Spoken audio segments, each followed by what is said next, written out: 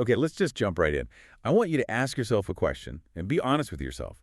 If you had to close the book on your life tonight, like really, pack it up, put it on a shelf, and start a totally new volume tomorrow morning, who would you be? Wow. That is a heavy way to start a Thursday. It is, isn't it? But it's so central to what we're diving into today. We're looking at this amazing conversation that takes place, well, in the future for us. The date is early January 2026. It's a Thursday. Right. And the setting is incredibly specific and really symbolic, which I know we'll get to. We're analyzing a dialogue between two Americans who live in the Netherlands, Bradley Charbonneau and Susan DeFrent. And they're in Utrecht at the Hoog Catherine, which is actually the country's oldest shopping mall. Yeah, but they aren't just, catching up over coffee. They are deep in the weeds of what it actually means to reinvent yourself. Totally. We're talking about habit formation, those triggers that really force us to change, and the huge difference between wanting to do something and actually committing to it. Exactly. So our mission today is to sort of decode the mechanics of that personal transformation. We want to understand how you get from, I wish I could, to, I am doing this. And we're doing it all through this lens of the expatriate experience. Yeah.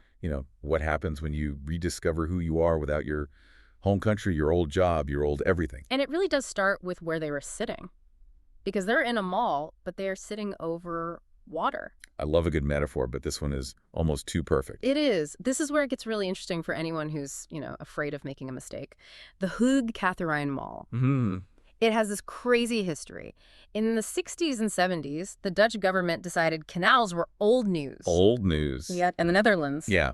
They wanted modernization. They wanted concrete. So they literally filled in the historic canal to build a highway and this massive shopping complex right on top. Which just sounds like a tragedy for a city that's famous for its canals. Yeah. It's literally paving paradise to put up a parking lot. It was. And Bradley even says in the conversation that it was super ugly. But here's the twist, and this is the core insight for anyone listening. Decades later, the city realized it was a mistake. A massive, expensive, concrete mistake. So what do? Just live with it. No, that's the amazing part. They didn't. They dug up the highway. They brought the water back. I just love that phrase, let's bring the water back. It sounds so simple, but the engineering to undo a highway, that's immense. It's massive, but now the water flows exactly where it used to. And that's where Bradley and Susan are, sitting right above that restored canal. Okay, so what does this all mean for us? Besides don't trust 1970s urban planners. It's a metaphor for reversible change. We get analysis paralysis because we think our decisions are permanent. We think if we change careers or move cities, we're pouring concrete. That it's down forever. Exactly. We treat our lives like that highway. But the reality is, if a government can undo a highway after 40 years, you can undo a bad decision in your life. That is actually so comforting. It just takes the pressure off, We see life as this high-stakes game where one wrong move just ruins the whole board. It does. And they mention this acronym, fail first attempt in learning. Failure isn't the end. It's just part of figuring out where the water's supposed to go. You can always bring the water back. So we know change is reversible. But what actually starts it? Because it's rarely just, waking up one morning and deciding to blow up your life. Yeah. Bradley has a theory about this that I found really compelling. He calls it action and reaction. Right. The physics of life decisions. He argues that major life changes are almost always a reaction to some external action. And usually that initial thing is negative. It's a shock to the system. Yeah, he gets pretty personal about it. He's been in the Netherlands for 10 years. But he didn't just move because he liked tulips. It was triggered by the death of his father and this deep dissatisfaction with keeping up with the Joneses in San Francisco. Exactly. The action was the loss and the burnout. The reaction was moving to Europe. It's like Newton's third law for your biography. We stay put until some big unbalanced force acts on us. And Susan has a similar story. She didn't just wake up in Michigan and think, the Netherlands. Mm-hmm. She was laid off. Right before Christmas, too. That's just rough. Brutal. She was a temp, got laid off with a whole room of people. She felt so stuck in her hometown. That negative event, the layoff, that was the catalyst. It's what pushed her to finally accept an invitation from her now husband, a Dutch guy she'd met at a friend's wedding. It sounds like a movie plot. Yeah. But here's the thing. If she hadn't lost that job, she might still be there, still stuck. Very likely. Comfort is the enemy of change. When things are just fine, we rarely risk the unknown. It usually takes a crisis, a layoff, a breakup, a loss to build up that escape velocity you need to leave your current orbit. But this is where it gets really interesting. Bradley isn't just looking back 10 years. He's facing another one of these moments in real time.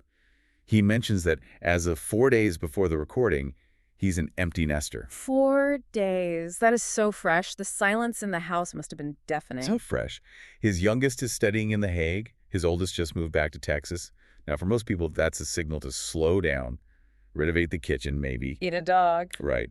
But Bradley, he's going the other way entirely. This is his Italian cat theory, right? I love this analogy. It just completely reframes how we look at aging. Break it down for us. What is the Italian cat? It's brilliant. He says, cats have 9 lives, but humans really only have 1. But we can chop that one life into distinct chapters to feel like we have multiple lives.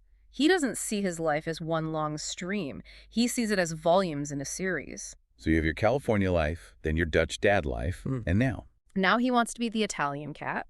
He and his wife are planning to move to southern Italy. He says, if I don't do that, I'd probably just keep doing same old, same old.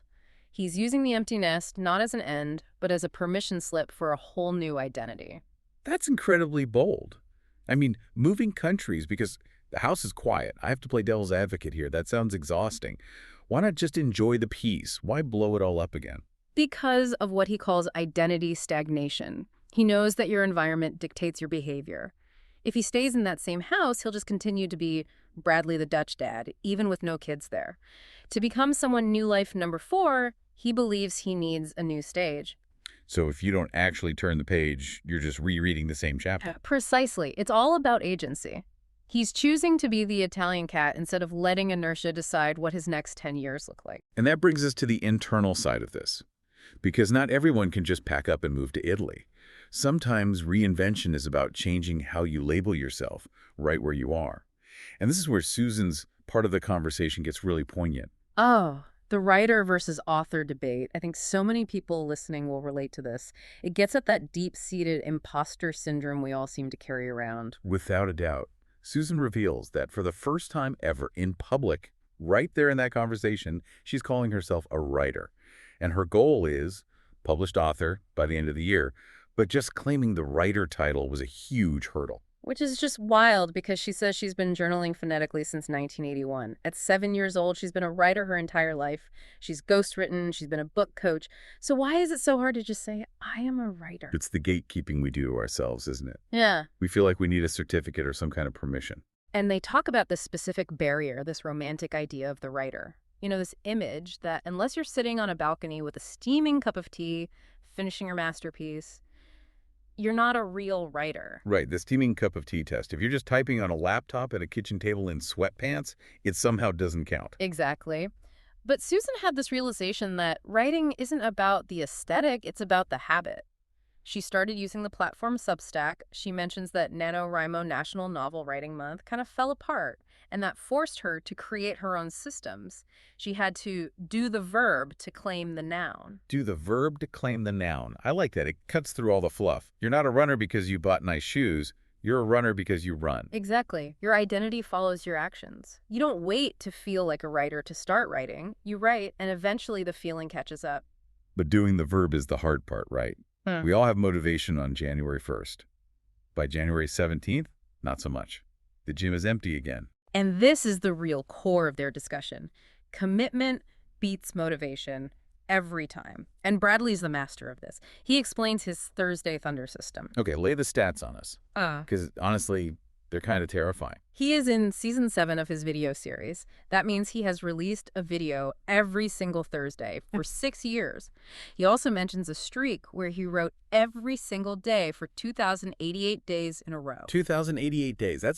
That's almost 6 years of never taking a day off. Not for holidays, not for sick days, not for days. You just want to stare at a wall. It's intense. But listen to why he does it. He tells Susan, if it weren't Thursday, we wouldn't be recording. The calendar dictates the action. It completely removes the decision-making. He doesn't wake up and ask, do I feel inspired? No. He wakes up and says, it's Thursday, so I make a video. That's the secret, isn't it? Motivation is a feeling. Commitment is just a schedule. Precisely. And feelings are unreliable. Systems are reliable. When you rely on motivation, you're having a negotiation with yourself every single day. When you rely on commitment, the negotiation is already over. It sounds so rigid, but I can see how that's actually liberating. It just frees up all that brain space. And they offer some really good actionable advice here because starting with a 2,000-day streak is pretty intimidating. My goodness, I was getting anxiety just thinking about it. They suggest a 100-day challenge, or even just 10 days. If you want to write a book, write 10 words a day for 10 days. It's about breaking that huge, scary goal down into boring, manageable little units. And the accountability is a big piece of it, right? It's Yeah. not just writing in a secret diary. A huge factor. Bradley mentions he announced a weight loss goal 10 kilos in 10 months, publicly on his show. Susan annexed her book goal. When you declare it, even to a small audience, you create a social cost to quitting. People are witnessing your attempt.